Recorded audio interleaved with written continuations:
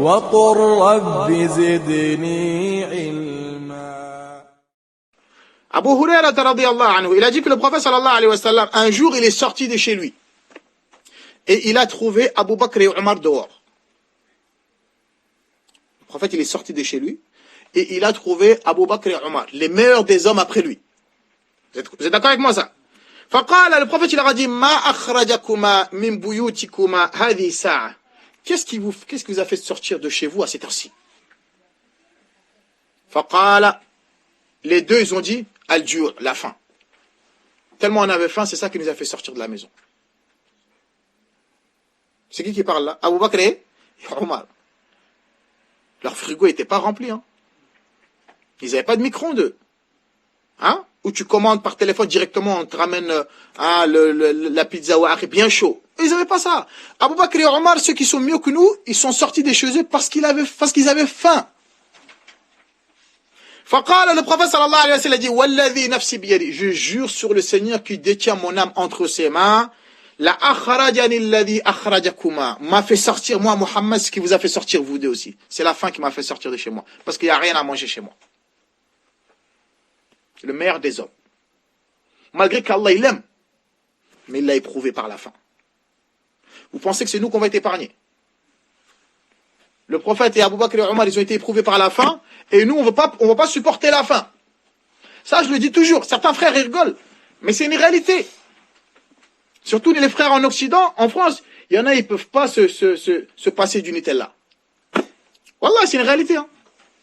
Quand il va au bled, une semaine, 2 semaines, ah ouais, il n'y a plus de croissant, il n'y a plus de sucre, ah, je peux pas tenir.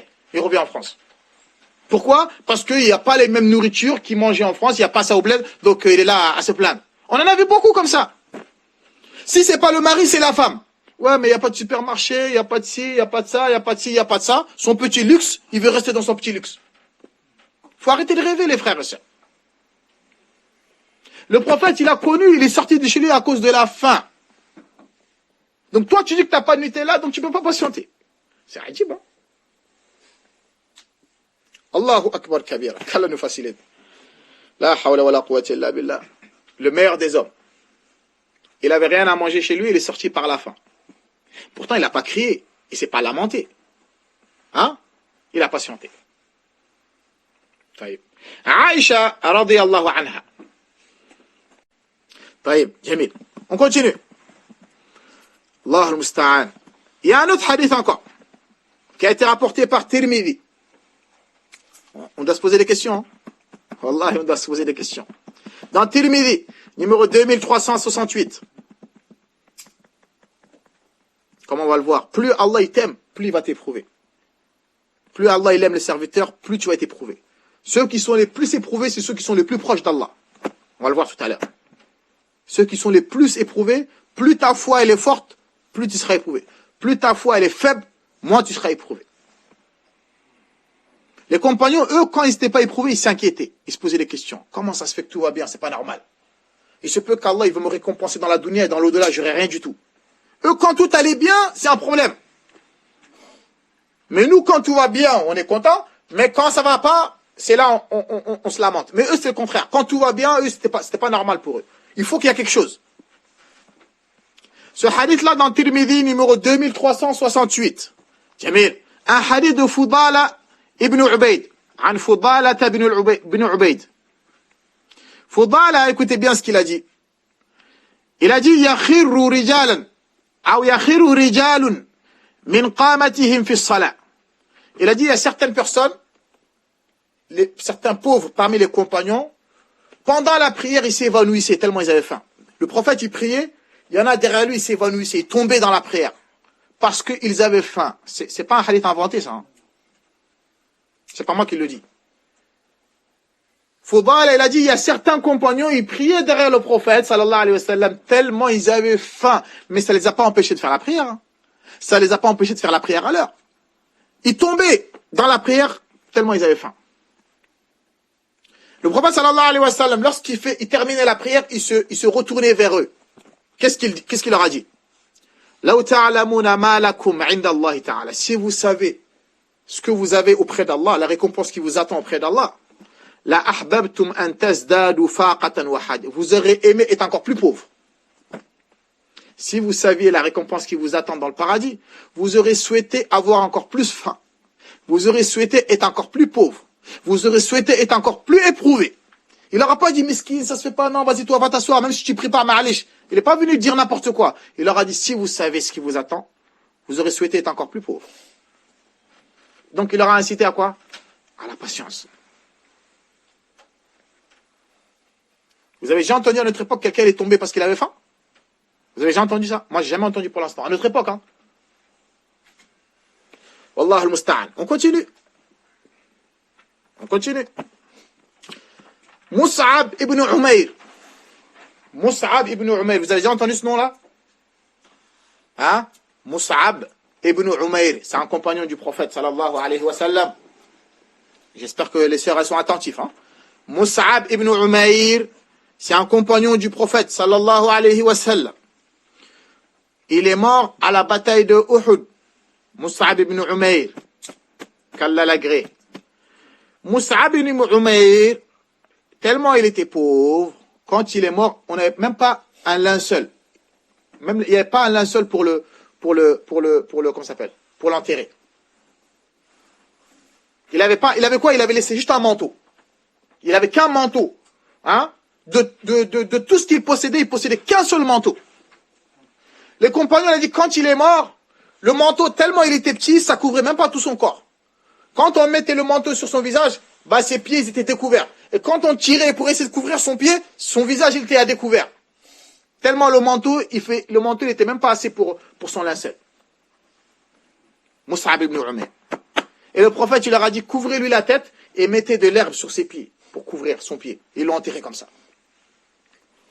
Même un linceul de 1 mètre et quelques qu'il n'avait pas. Allez dans nos armoires, nous, vous allez voir. Hein, des affaires on achète des affaires, il y en a, on les met même pas. Acheter pour acheter seulement. Voilà, parce que j'ai envie de dépenser, c'est à la mode, ça vient de sortir, t'achètes, tu mets dans ton armoire, tu le mets qu'une seule fois, ou il y en a, tu mets même pas. Nos armoires, elles sont remplies d'habits. Nous, comme nos femmes. Chaque année, t'achètes un nouveau manteau, t'achètes des nouvelles chaussures, t'achètes de nouveaux il a akhiri. Nous, à l'époque de nos grands-pères, hein, c'est même pas loin là, hein. Eux, ils avaient que 2 qamis. Quand un, il était sale, ils mettaient un autre. Et quand celui-là, il était sale, il avait l'autre, il le met et il enlève l'autre. Ils avaient que 2 qamis. Ils échangeaient comme ça. Vous avez compris ça, voilà? Hakala. C'est comme ça qu'ils étaient, ces gens-là. Allah, il les a éprouvés. Mais ils n'ont pas lâché la religion. Ils n'ont pas glissé à cause de ça. Ils n'ont pas délaissé la sunna du prophète. Ils n'ont pas délaissé le tawhid. Il y a beaucoup de gens que moi, j'ai déjà vus, que lorsqu'ils ont été éprouvés par une maladie, ils ont délaissé carrément le tawhid. Ouais, je suis parti chez tous les médecins, j'ai pas réussi à guérir. Maintenant, il va voir les marabouts et les devins pour guérir. Wallahi. L'épreuve, c'est dangereux, ya Jama'a. Pour certaines personnes, c'est catastrophique. Hein. Quand ils éprouvaient, on dirait que c'est la fin du monde. Mais des fois, tu vois certains frères, quand ils te racontent, moi je rigole, je dis, mais Akhi, mais toi, ton problème, c'est encore rien. Si, moi, je t'explique mon problème, Akhi, tu vas tomber par terre. Il y en a, ils sont là, ils pensent que leur problème, c'est grave. Mais pourtant, il y a des gens qui sont éprouvés encore 1 milliard de fois plus qu'eux, mais ils sont calmes. Quand tu les vois dans la rue, ils sourient. Tu penses que lui, il vit la belle vie, alors que s'il te racontait ses problèmes, tu allais dire, non, c'est pas possible. Donc, Akhi, patiente. Ammar ibn Yasir, vous connaissez ou pas? Ammar ibn Yasir. Lui, son père, sa mère et son frère, ils sont tous des musulmans. Ils sont tous convertis. Ammar, et sa mère, elle s'appelle Soumaïa. Vous connaissez Soumaïa, non? Aïwa, Soumaïa, c'est la mère d'Ammar. Et son mari s'appelle Yasir. C'était des gens, à la Mecque, c'était pas des gens qui étaient d'une grande famille. C'était des gens qui étaient faibles. Les koufars, ils les ont attrapés. Ils les ont châtiés, frappés. Tout ça pour qu'ils renient la religion de Mohammed. Ceux qui sont déjà partis à la Umrah, vous avez vu en Arabie Saoudite comment il fait chaud? À l'époque, il n'y avait pas de clim. On attendait jusqu'à le Dhuhr, au moment où il fait chaud, on les ramenait dans le désert. Pour les châtier, pour les frapper, pour leur dire de délaisser la ilaha illallah et d'adorer Allah wal Uzza et Hubal. Mais ils ont refusé. Et pourtant, Yasir et Soumaïa, ils étaient âgés. C'était des vieux. Et qu'est-ce qui s'est passé? Ils l'ont châtié, jusqu'à Abu Jahl. Vous connaissez Abu Jahl? Il a pris une lance et il l'a mis dans les parties intimes de Soumaïa et il l'a tuée. C'est comme ça qu'elle est morte. La première martyre dans l'islam, la première qui est morte martyre dans l'islam, c'est Soumaïa, la mère de Ammar. Comment il l'a tuée? Il a pris une lance et il l'a introduit dans ses parties intimes. Pourquoi tout ce châtiment? Pour qu'il délaisse l'islam. Nous, on a connu ça? Je vous pose la question. Est-ce que nous, on a connu cela? Non. Yassir, pareil. Ils l'ont châtié jusqu'à qu'ils l'ont tué. Bilal ibn Rabah. Vous connaissez son histoire, il n'y a pas besoin que je répète. Pareil. Bilal al-Habashi. Umayyah ibn Khalaf, c'était lui son maître. Il était le premier esclave à se convertir. Pareil. Il l'a ramené dans le désert. Il prenait des pierres et le mettait sur son ventre. Et il le fouettait avec cela. Ils envoyaient des petits pour leur jeter des pierres. Juste pour qu'ils dénigrent l'islam. Mais Bilal, il disait Ahad, Ahad. Allah, il est unique. Allah, il est unique. Allah, il est unique. Ils n'ont pas délaissé la religion. Nous, on n'a pas connu cela, les frères.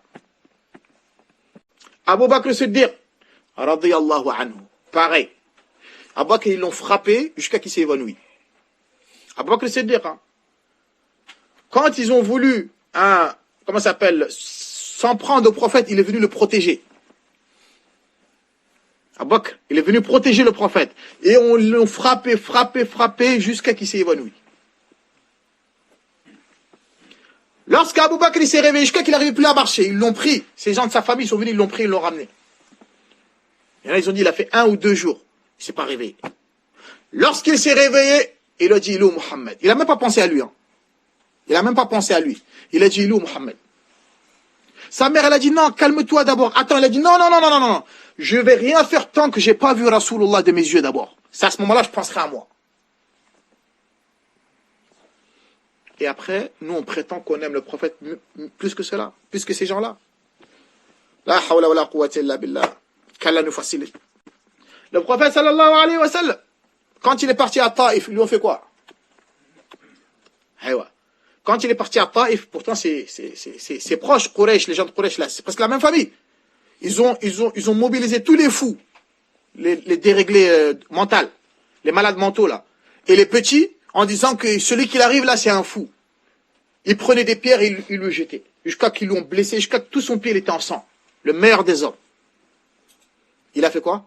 Il a patienté. L'ange qui détient les montagnes, il a dit, Mohammed, Jibril est venu avec l'ange des montagnes. Jibril a dit, ah Mohammed, t'as vu cet ange-là, c'est lui le responsable des montagnes. Allah, il lui a donné l'autorisation, donne-lui juste l'autorisation, il va réunir les 2 montagnes, il va tuer tous les gens de Taïf. Pour le mal qu'ils t'ont fait. Le prophète, il a dit non. J'espère qu'Allah, il fera sortir d'eux des gens qui vont dire la ilaha illallah Muhammad Rasulullah. Même si eux ne se convertissent pas, mais j'espère que leur descendance, ça va se convertir. Et c'est ce qui s'est passé. Il a patienté. Pourtant, le prophète, il pouvait les terrasser, non? Hein? Il pouvait juste dire à l'ange, fais-le, khalas. Mais il a dit non. Il ne s'est pas vengé. Il a patienté. Et pourquoi nous, on ne veut pas patienter alors? Certes, on nous dénigre dans les médias, on dit tout et n'importe quoi sur l'islam. Patientons, les frères. Nous, ce qu'on entend là, ça n'a rien à voir avec eux, ce qu'ils ont subi. C'est pas par les manifestations et en cassant tout, en faisant n'importe quoi. C'est pas comme ça qu'on va y arriver. De la manière dont ils ont fait eux, c'est de cette manière qu'on doit faire. Être patient et continuer à pratiquer, être sérieux et être sincère. Et s'éloigner des péchés. C'est comme ça qu'on va y arriver. Donc si je dis que je vais raconter les histoires, on est là jusqu'à demain. Mais je pense que vous avez compris. Ces gens-là, on n'a pas été éprouvés comme eux. Allah, il nous dit, notez dans la Sourate 3, verset 186.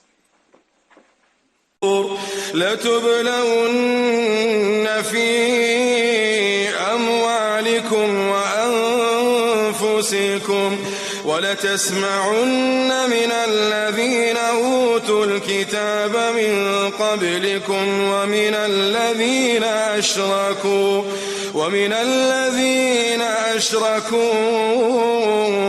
أذى كثيرا كثيرا وإن تصبروا وتتقوا فإن ذلك من عزم الأمور.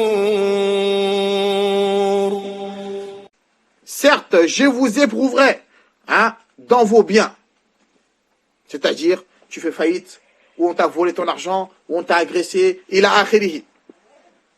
Wa anfusikum, je vous éprouverai dans vos personnes, par la maladie, par la mort, par les accidents, ila akhirihi. Wa la tasma'unna min alladhina utul kitaba min qablikum wa min alladhina ashraku adhan kathira. Et vous allez entendre des gens qui ont reçu le livre avant vous, les Yahoud et les Nasara, et ceux qui ont associé à Allah, vous allez entendre de beaucoup de torts. Ils vont vous critiquer et ils vont vous insulter. Allah l'a dit dans le Coran. Ils vont vous dénigrer. Ils vont dire tout et n'importe quoi. Ils vont vous accuser de ce que vous n'avez pas fait. Mais Allah l'a dit, wa in tasbiru. Mais si vous patientez, c'est pas moi qui l'ai dit. Wa tattaqu, et vous craignez Allah. Vous arrêtez de mentir. Vous arrêtez de voler, mais vous priez correctement. Vous vous aimez les uns les autres. Pour Allah. فَإِنَّ ذَلِكَ مِنْ عَزِمِ الْأُمُورِ. Allah subhanahu wa ta'ala dit, voilà la meilleure résolution à adopter. Voilà le meilleur comportement à adopter. C'est de patienter et de craindre Allah et de t'accrocher à ta religion. Allah al-musta'an, Allah al-musta'an. La hawla wa la quwwata illa billah. Le prophète sallallahu alayhi wa sallam, son matelas, vous savez c'était quoi, sur quoi il se couchait? Il se couchait sur des fibres de date.